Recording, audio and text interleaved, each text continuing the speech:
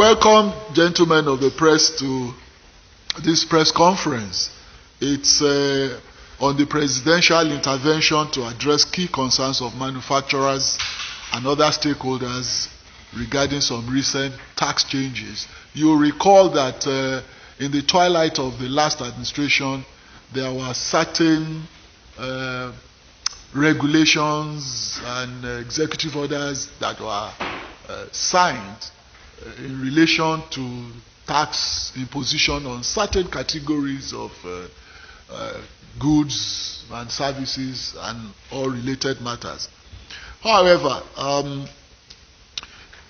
in furtherance to the President Tinubu's avowed commitment to constantly dialogue with Nigerians and lend a listening ear to the yearnings of and aspirations of our people, we are here this morning to let you have an insight into the recent executive orders that the President has signed. Now, upon taking over the reins of government, the President promised to run a government that will not make life difficult for Nigerians or asphyxiate or stifle corporate entities in spite of the challenges the federal government. In spite of these challenges, this federal government is irrevocably committed to this pledge. And you all recall that prior to the advent of this government, certain tax changes were introduced in the dying days of the last administration via the Customs Excise Tariff Variation Amendment Order 2023, referred to as the order, published on the 8th of May, year 2023, and the Finance Act 2023, which was signed into law on the 28th of May. That was a day before the inauguration of the new government.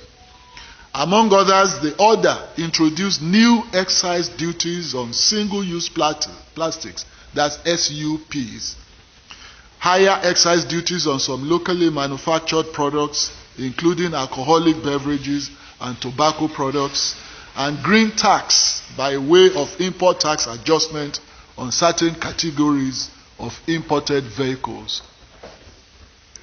Now, the category of imported vehicles specifically refers to vehicles of 2,000 cc and above. That's the capacity, the engine capacity of 2,000 and above.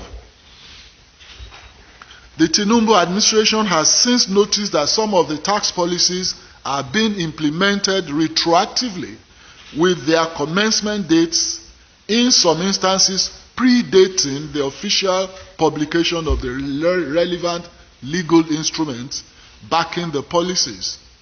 This lacuna has created some challenges of execution or implementation. Indeed, the intentions behind upward adjustments of some of these taxes are quite noble. They were designed to raise revenue as well as address environmental and health issues of concern.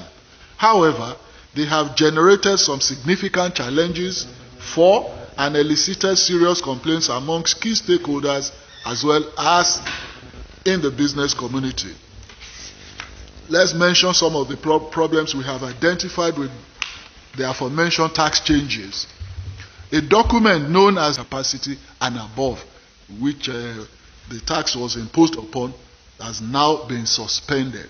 So it means that for the meantime, in the interim, the tax imposed on any vehicle of 2,000 cc and above is now suspended. As a listening leader, the President issued these orders to ameliorate the negative impacts of the tax adjustments on businesses and chokehold on households across affected sectors. His Excellency will not exacerbate or exaggerate the plight of Nigerians. In closing, the President wishes to reiterate his commitment to reviewing complaints about multiple taxation and anti-business inhibitions. The federal government sees business owners, local and foreign investors as critical engines in its focus on achieving higher GDP growth, an appreciable reduction in unemployment rate through job creation.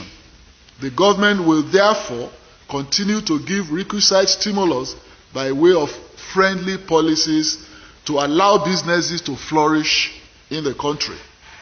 President Bola Tinubu wishes to assure Nigerians by whose sacred mandate is in office that there will not be further tax raised without robust and wide consultations undertaken within the context of a coherent fiscal policy framework.